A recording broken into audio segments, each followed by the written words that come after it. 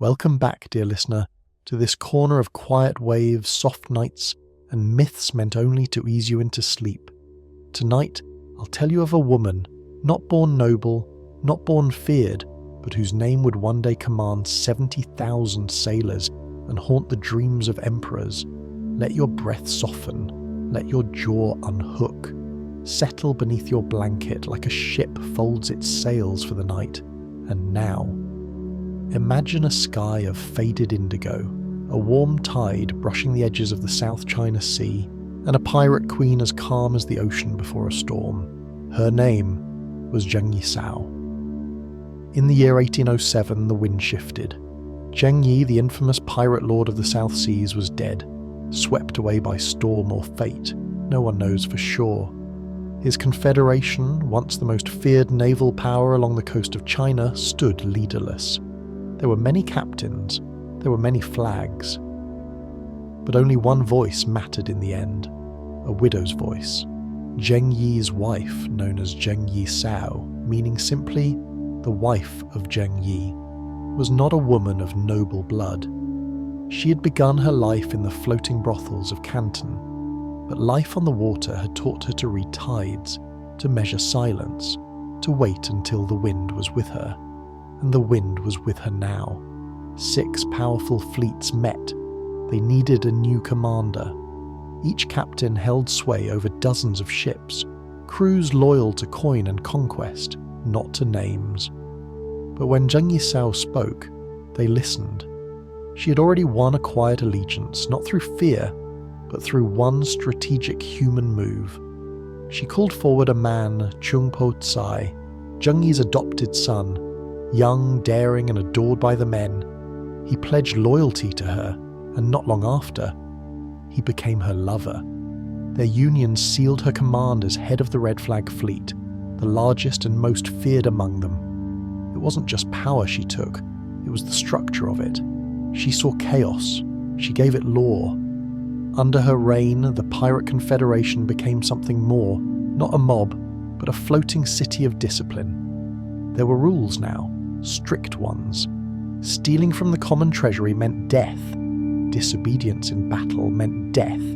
Even harming a woman was punished with death. No exceptions, no confusion. She issued her codes quietly, and the waves themselves seemed to follow them. Every ship that flew under her banner knew what waited on the other side of mercy: structure, unity, fear, and profits. Zheng Yi Sao split the spoils evenly, 20% to the crew.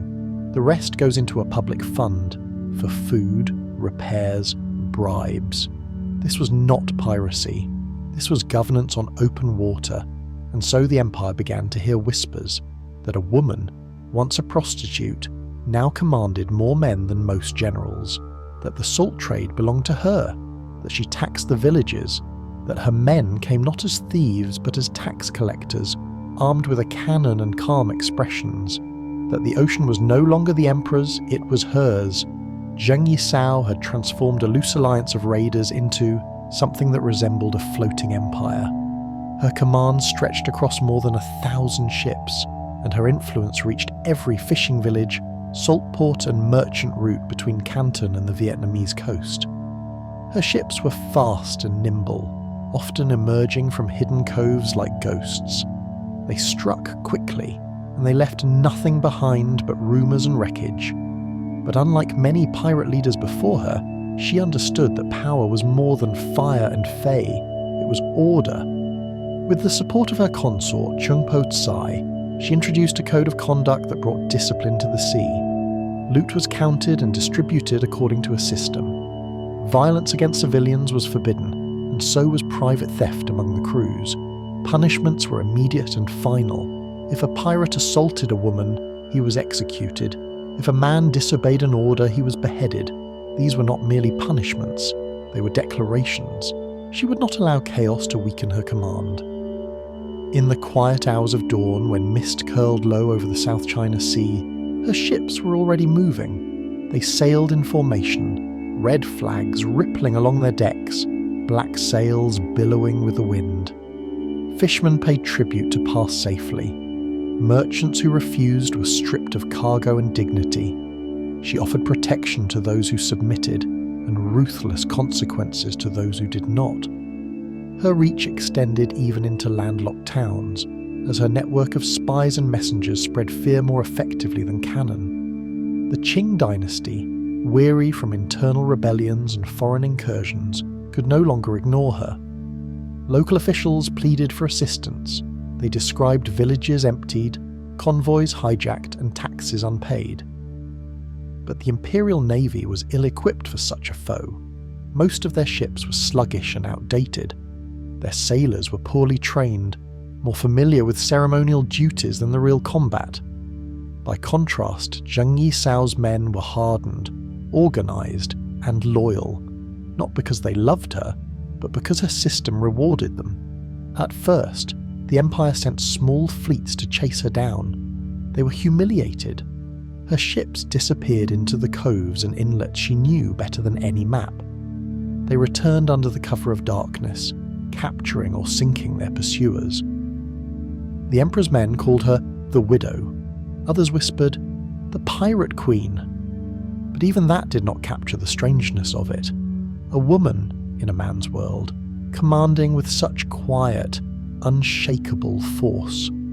Foreign powers soon became involved. The Portuguese with their colony in Macau grew nervous. Their merchants too were paying tribute to pass. The British, operating opium clippers from India, began to watch her movements. Even the Dutch considered her a destabilizing force in the region, yet no one dared challenge her directly, not yet. They, like the Qing, understood that she had done the unthinkable. She had built a parallel state at sea, one whose rules were clearer, harsher, and perhaps more effective than the Emperor's own. Meanwhile, her fleet continued to grow. Smaller bands of pirates, once independent, swore loyalty to her in exchange for protection and profit. Some did so willingly, others after being soundly defeated. She offered them a choice: sail under her flag or disappear beneath the waves. Most chose wisely, but power, even when carefully held, invites conflict. By 1809, the tide was beginning to turn. The Emperor, humiliated, approved a massive military effort to end her reign. More ships were commissioned, generals were recalled, foreign assistance was quietly requested. The plan was to trap her in a bay, to lure her in, surround her, and crush her once and for all. What followed was not a battle, but something stranger, something quieter, a standoff, and in the middle of it all, Zheng Yi stood at the helm of her fleet, not with fire in her eyes, but with calculation. She had not survived the brothels of Canton and risen to command thousands through rage. She had done it with patience, with clarity. And now, with the full force of an empire assembled against her, she would begin her final move. By the beginning of 1809, the tide of pressure had risen. The Qing court, embarrassed by its inability to control the seas, gathered its remaining strength. A new strategy was devised, not a scattered chase across coves and islands, but a deliberate trap. The government, with support from Portuguese and British ships, planned to confine Zheng Yi's forces within a bay near the mouth of the Pearl River. If her fleet could be lured there and blocked, she would have no room to maneuver, no room to run. The Red Flag fleet entered the designated waters, not by accident, but by calculated decision. Zheng Yi had heard the whispers long before Imperial sails appeared on the horizon. She knew she was being baited. Still, she entered, either to confront the threat directly or to demonstrate a kind of defiance that only true power can afford. Whatever her reasoning, the result was a standoff. Her fleet, vast and disciplined, held position in the bay. Around them, the Imperial Navy began to close in. What followed was not the explosive battle many expected. No cannons thundered in the first days. Instead, the bay became a chessboard. On one side, the Empire, reinforced by foreign warships, tightening its grip. On the other hand, a woman who understood the sea better than her enemies, and whose authority over her men was absolute. The world held its breath, waiting for the first move. Weeks passed, supplies began to dwindle, the blockade tightened, but inside the bay, morale did not break. Zheng Yi rationed carefully, her command chain held. There were no riots, no mutinies. She waited. And as she waited, she made quiet contact with imperial officials, not with desperation, but with the calm voice of someone still in control. Negotiations began. It seemed unthinkable, a pirate leader offering terms to the emperor. But the court had reason to listen. Her presence on the seas had become a symbol of government weakness. Defeating her militarily had already proven costly and ineffective, and perhaps deep in the minds of the officials involved was the quiet recognition that this woman had done what they could not, bring order to chaos. Zheng Yi made a bold proposal. Her fleet would disband, her men would surrender their ships, but only under specific conditions. There would be no executions, no humiliations. Her officers would be allowed to keep their loot. Many of them would even be granted positions within the Imperial Navy, in exchange for peace. This was not a surrender. It was absorption on her terms. At first, the officials hesitated, but one by one they began to agree. The risk of continued war, the embarrassment of prolonged failure, it was too much. And so, in a rare and nearly unprecedented event, the Pirate Queen secured amnesty not only for herself, but for thousands of her followers. They walked free. She walked free. No imprisonment, no chains, no final defeat at sea, just an agreement. A woman who had commanded more ships than most navies, who had rewritten the laws of piracy, who had held an empire in check for years, now stepped ashore, not in disgrace, but in quiet victory. And she disappeared from history's main stage almost as quickly as she had entered it. After the surrender, Zheng Yi did not vanish in disgrace, nor did she fade into poverty. She stepped off her ship and into a new chapter, quieter than the one before, but no less remarkable in its defiance of expectations. She settled in the city of Canton, known today as Guangzhou, a city of markets, narrow lanes and slow afternoons filled with the sound of rickshaws and distant bells. There she opened a gambling house. For many, this might seem a strange choice, but it was a fitting transition. In a place where chance and strategy danced together, she remained in control.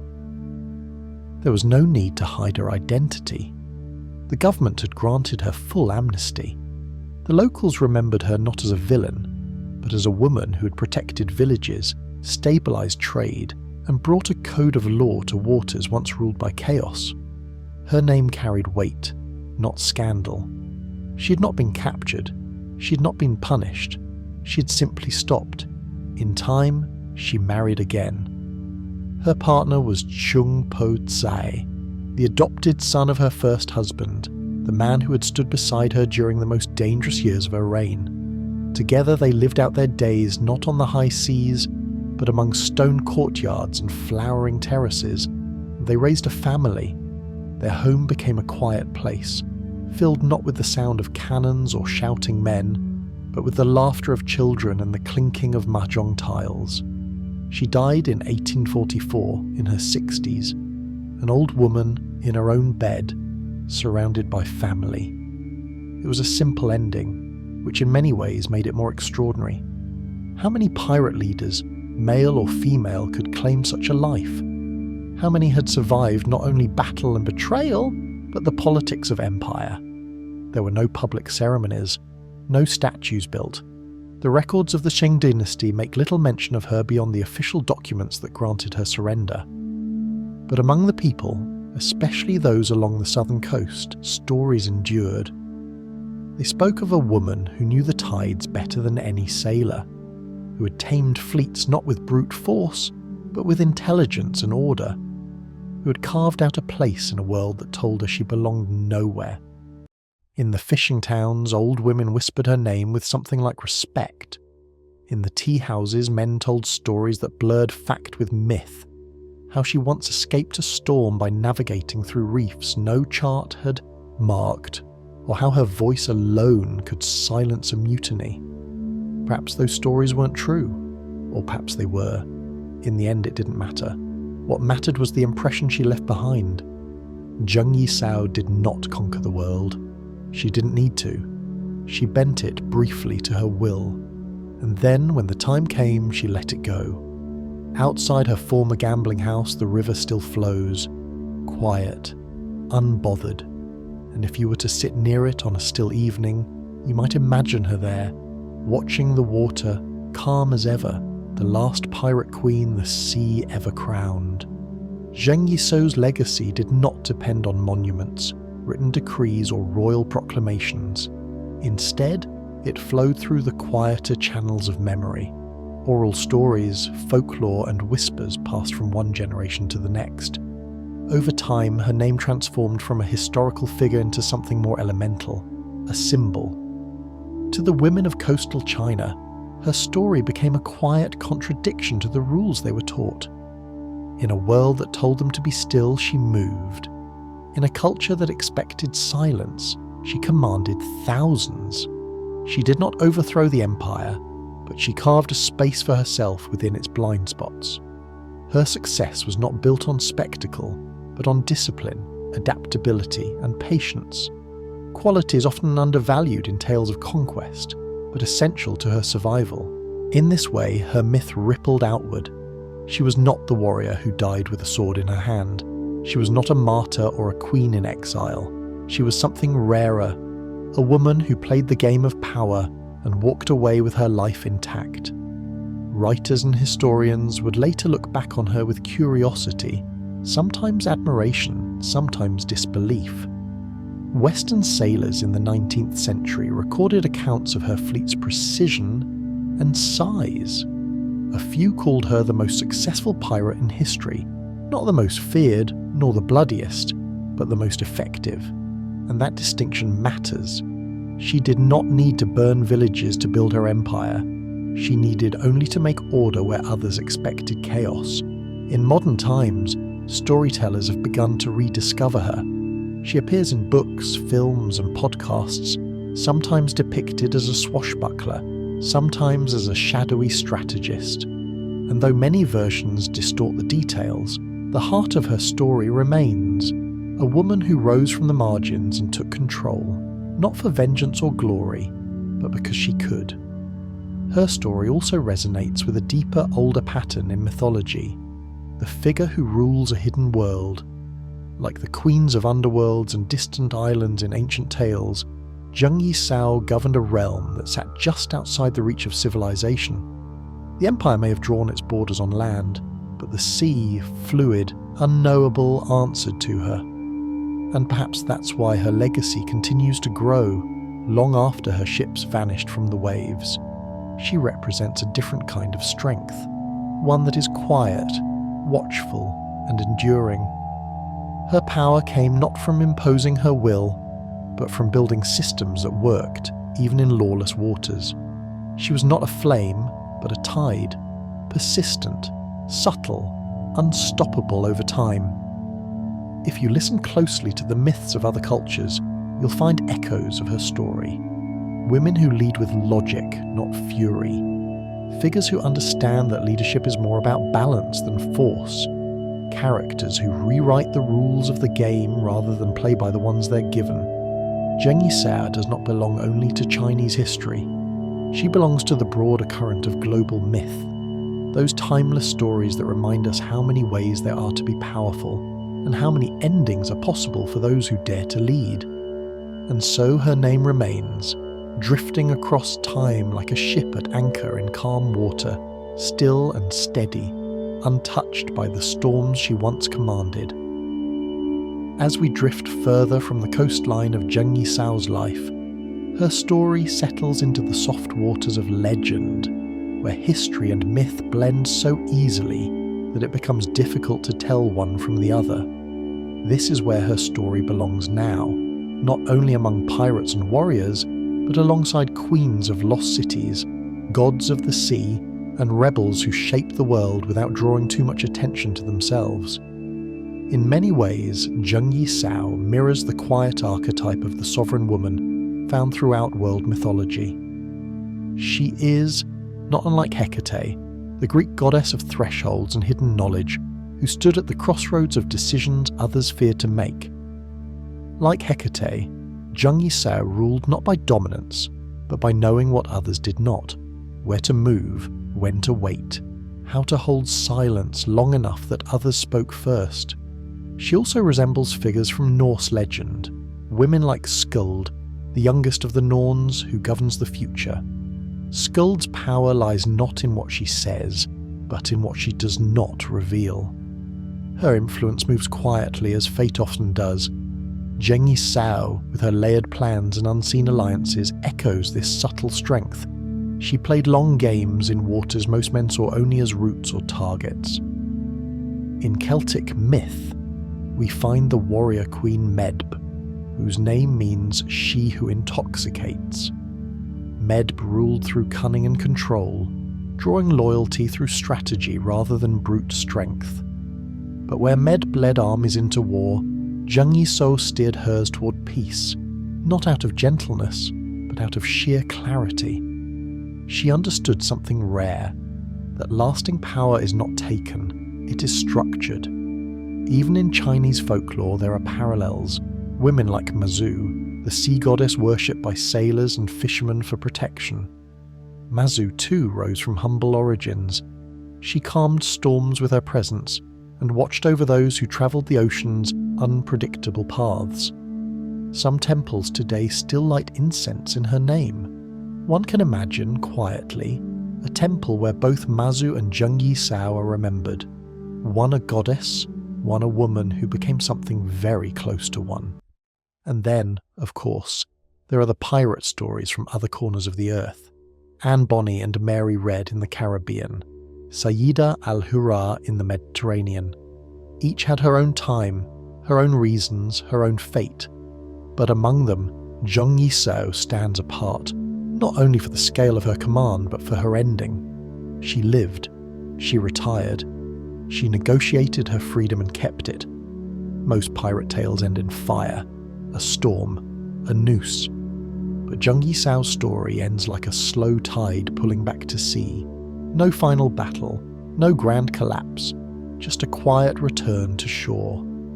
This, in itself, feels mythical.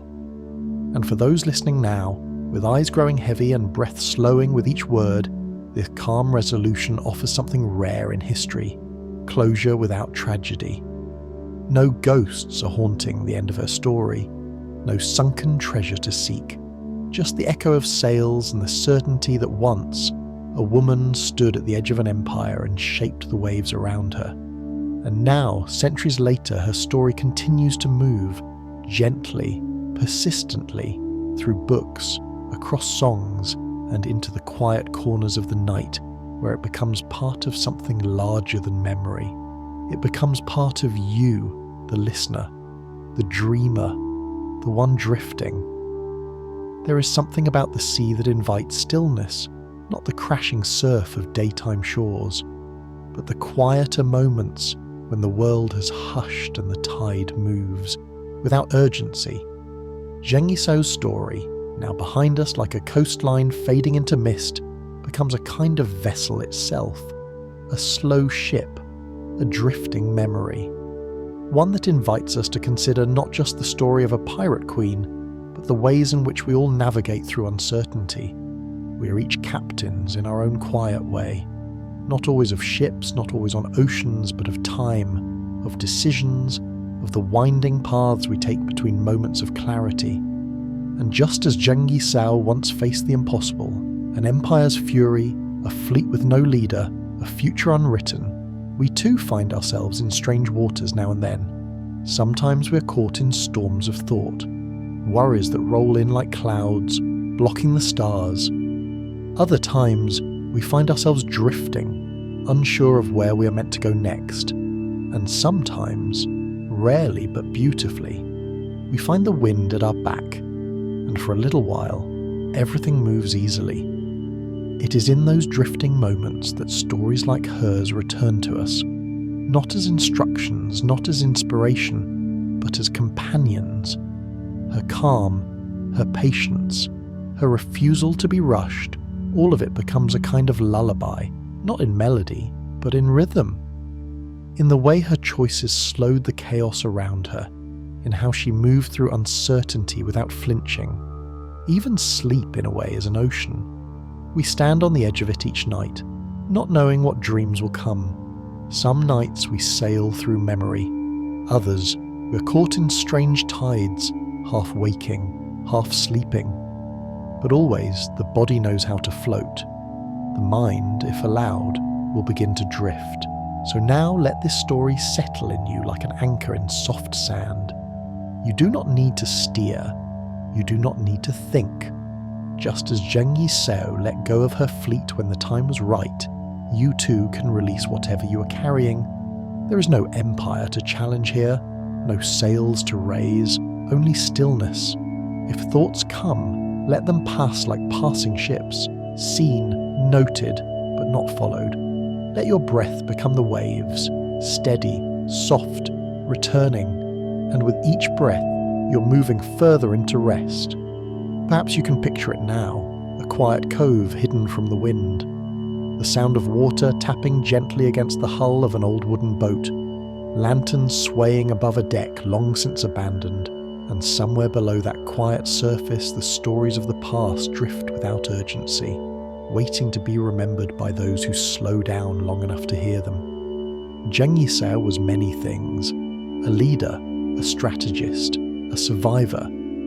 But most of all, she was someone who learned when to fight, when to wait, and when to let go. Her greatest victory was not won with cannon fire, but with stillness, vision, and the courage to surrender on her own terms. Let that be the final lesson of this hour. Not to rise or rush or rebel, but to trust that even now the water will hold you, and you can rest. Now, as the story of Zheng Yi settles fully into the folds of the past, you may notice how your body is responding. Slower breath, heavier limbs, a sense of being cradled by the quiet. That is not a coincidence. It is the natural shape of rest returning to you. Stories like hers were never meant only to be remembered. They were meant to be felt, absorbed, and carried silently, like a tide carrying driftwood ashore. In this quiet hour, you're not just listening, you're floating alongside it. Let's stay here a while, in the warmth of the South China Sea, in a bay where no battles echo, where sails have long been lowered and only moonlight touches the water. Imagine her ship, anchored not in readiness, but in peace. The wooden deck was worn smooth by time, ropes slack, lanterns dark, and beneath the waves the silence of deep, undisturbed water. That's where you are now, beneath the waves of worry, below the current of thought. There's no need to rise, no need to reach. You have nowhere to be but here. And in this quiet, let your mind release even the names and places of this story. Let them dissolve, gently, like mist over a warm ocean. You don't need to hold on to Zheng Yi or the Red Flag Fleet, or the waters of Canton. You've already received what they came to give you, the rhythm of calm, the weight of steadiness, and the permission to stop sailing for now. Sometimes, we arrive not at ports, but at pauses. You might notice a slight tingling in your hands, a soft heaviness in your feet. These are signals. The body understands that it is safe now, that it can turn inward, that it can finally exhale, and with every breath that follows, your thoughts become more distant, like ships turning slowly toward the horizon. The edges of each idea soften. The voice in your head, if it's still speaking, is now quieter, slower, almost drowsy. You might not even remember the beginning of this story anymore. And that too is perfect. Because sleep isn't about remembering, it's about release. Zheng Yi let go of a fleet. You can let go of this day. Let go of the unfinished tasks. Let go of the unanswered questions. Let go of the need to solve or explain. There is nothing urgent here. No one is watching. No destination waiting. Only you. Breathing. Being. Floating. You're not lost. You're resting. You're not falling behind. You're simply drifting to where your body has wanted to go all along. Soon, even these words will fade. Not because they end, but because your mind no longer needs them to stay afloat. Like an anchor lowering slowly to the ocean floor, your awareness settles deeper, quieter, stiller. And somewhere far away, on an old, forgotten map, there is a small blue corner where Zheng Yi ship is still anchored in peace.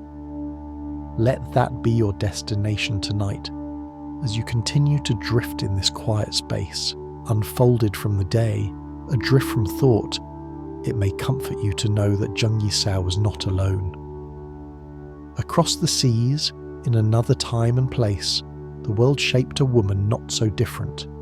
Her name was Sayyida al-Hurra, and though her story does not mirror Zheng Yi's exactly, it too carried the slow weight of quiet defiance, strategic leadership, and the ability to rule from the shadows. Sayyida al-Hurra lived in the 16th century, along the coast of North Africa. She was born in a world where women, like in much of Zheng Yi's China, were expected to remain invisible, contained within walls, within rules. But Sayyida had different plans. She was educated, multilingual, thoughtful, and like Zheng Yi, she lost a husband, only to rise even stronger after. She became the governor of Tétouan, a coastal city in what is now Morocco, not just in name, but in action. She oversaw trade, she negotiated treaties, she led with a calm mind and a sharp understanding of power. But it was her second title that drew the sea to her, Pirate Queen of the Western Mediterranean. From her port, she coordinated raids against Spanish and Portuguese ships, not for gold alone, but for control, for leverage. She was not driven by chaos, but by strategy. Like Zheng Yi, she knew the ocean did not care who ruled it. She stepped into that silence and filled it with her command. Some historians suggest she partnered with the infamous Barbarossa brothers, Ottoman corsairs who ruled the Mediterranean waves. But Sayyida al-Hurra held her own court, her own ships. She operated independently, answering to no man, including the Sultan. Her piracy was precise, political, and deeply personal. She too negotiated with empires, and like Zheng Yi, her story ends not in fire but in stillness. She was eventually removed from power, not by battle, but through palace intrigue, replaced quietly by those who feared the longevity of her control. And she, like the Chinese pirate queen before her, faded into a private life. No execution, no fall from grace, just a soft closing of the chapter, like sails folding at dusk. There is something profoundly comforting about this pattern. These women, born far apart in culture and time, found ways to survive that most kings could not. They rose not with noise but with structure. They endured not through violence but by mastering systems others ignored. Now you rest in the echo of both their stories, carried between them like a ship on calm waters, no decisions to make, no identity to hold, just this sense of timelessness. It may not matter, here at the edge of sleep, which woman was more powerful or more feared. What matters is the shape of their legacy, wide, steady, and still moving. Long after they have gone, their stories circle back to us like gentle tides, and in this quiet, where your own story pauses for the night, you may find yourself imagining a distant shoreline, a cove no map includes. On one side, Zheng Yi's ship rests. On the other hand, Sayyida al-Hurra's fortress rises above the waves, and between them only peace, only breath, only sleep. The sea in its truest form is not a place of conquest or movement.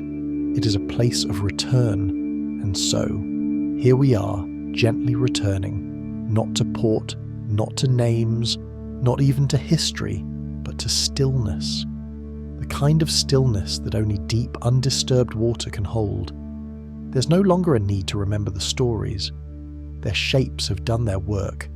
They've carried you from the waking world to the edge of dreams, where time has no urgency and thought no obligation. Even the names, Zheng Yi, Sayyida al-Hurra, begin to fade like starlight at dawn. Not because they are forgotten, but because they are complete. Let your awareness shrink now. Let it curl gently inward like a sleeping cat. The outside world has no need of you right now. There are no sails to adjust, no anchors to lift. You've crossed the sea. The waves are behind you. There is only rest ahead. Let your breath become the soft lapping of water. In, out, in, out. Each inhale is like a breeze across calm water. Each exhale a ripple fading into glass. And with each breath, you drift deeper. You're not a pirate queen or a sailor or a listener anymore.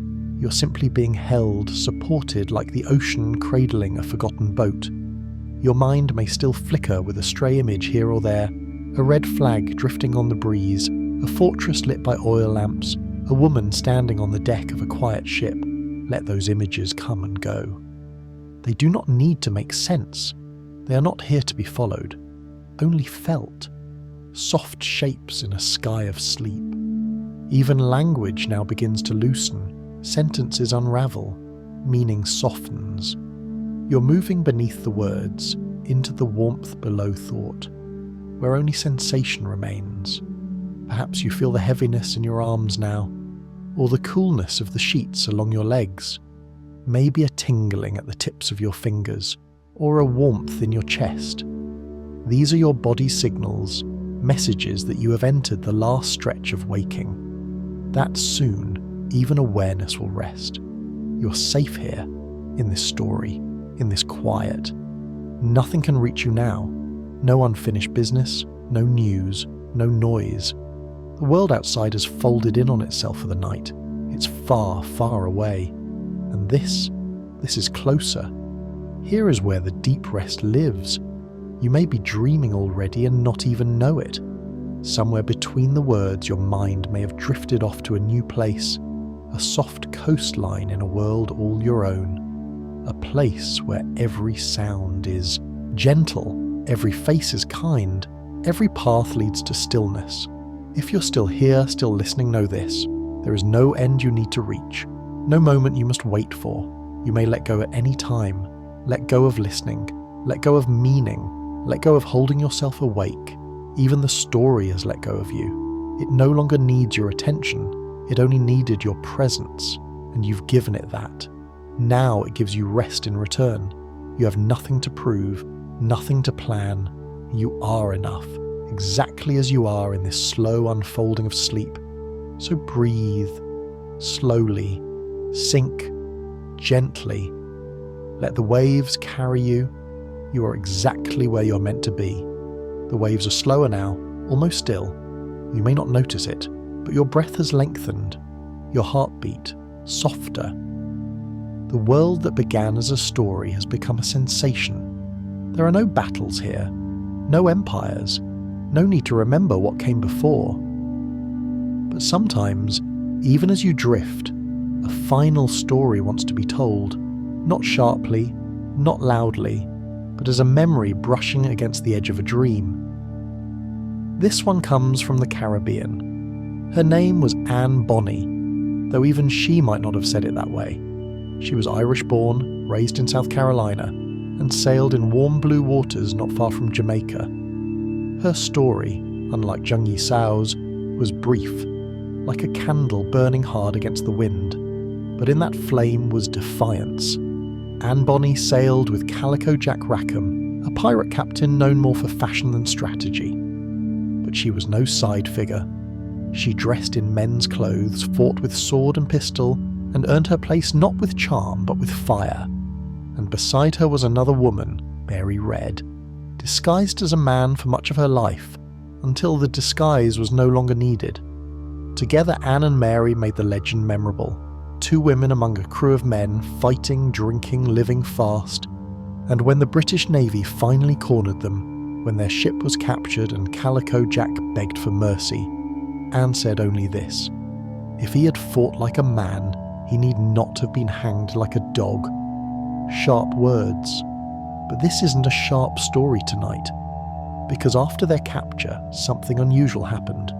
Both women were pregnant, and under the laws of the time, pregnant prisoners were not executed. They were spared. Their fates are uncertain. Some say Mary died in prison. Others say Anne escaped and disappeared into a quiet life, a home, a family, silence. That too is a kind of victory. And that is all we need from her tonight.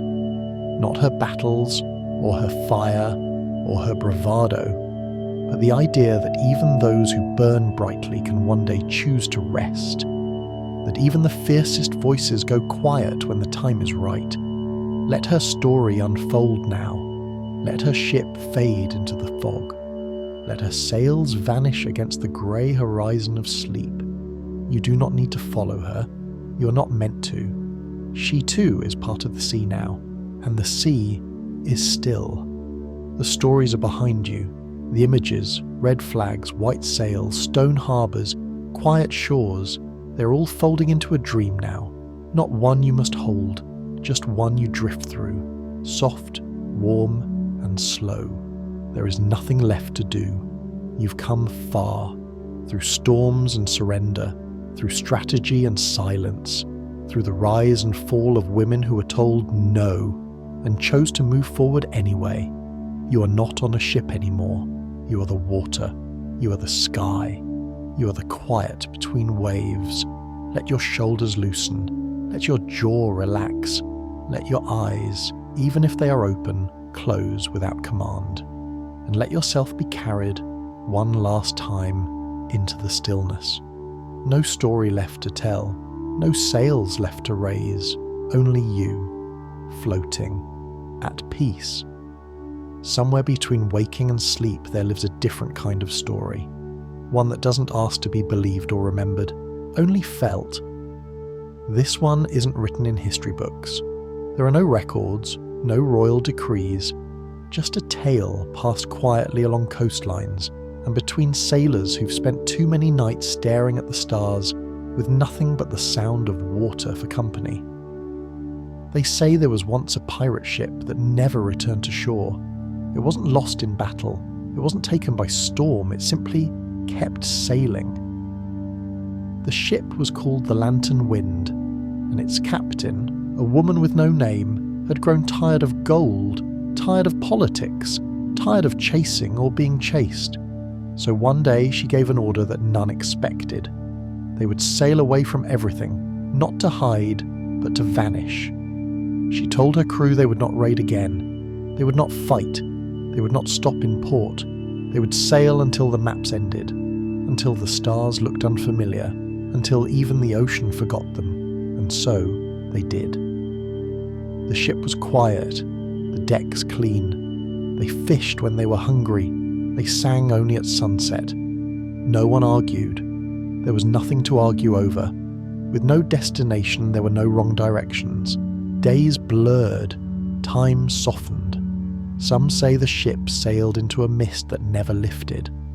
Others say it passed through the horizon itself, into a place where ships go when they're no longer needed. And some believe that on certain nights, if the sky is especially clear, you might see a single lantern flickering far out at sea, too far for any modern vessel to reach, but close enough to remind you that not every voyage ends in arrival. Some stories are meant to be sailed, not docked, and like the Lantern Wind, you too are drifting now. No direction needed, no destination required. Let this moment stretch out, wide and soft, like the ocean under moonlight. You're past the reach of maps, past the pull of voices, past even the anchor of the story.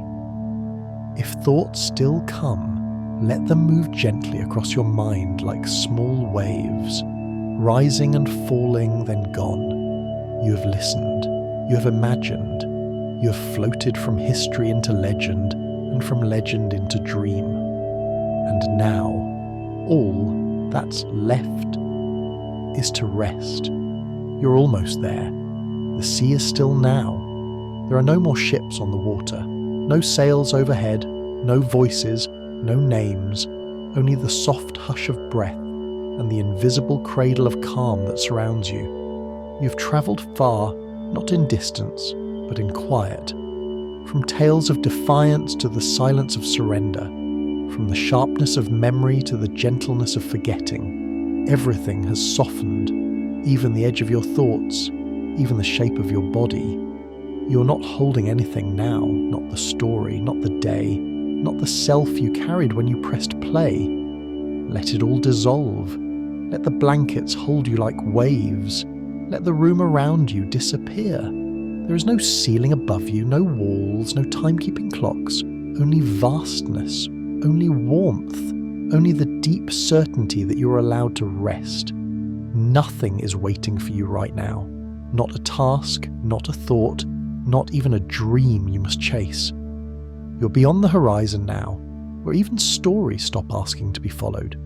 This is the final harbour, the softest shore, and here the world fades into rhythm.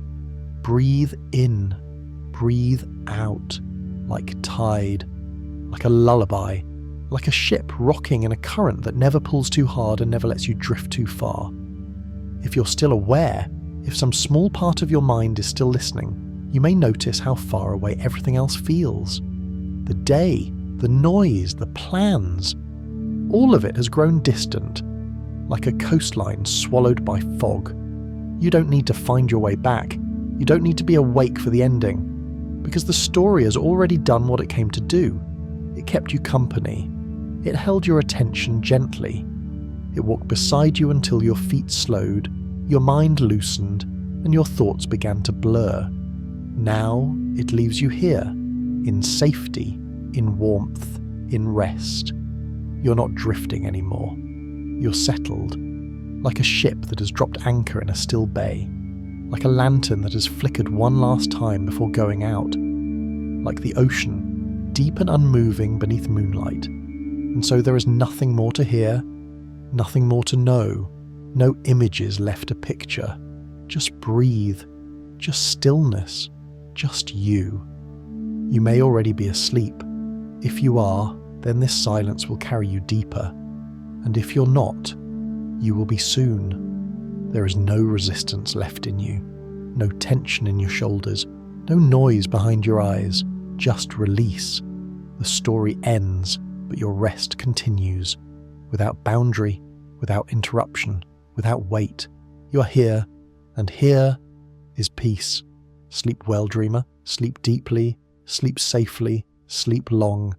And when morning comes, it will come gently, like the tide returning to shore. But not yet, not now. Now is only for sleeping, and the sea is still, forever still.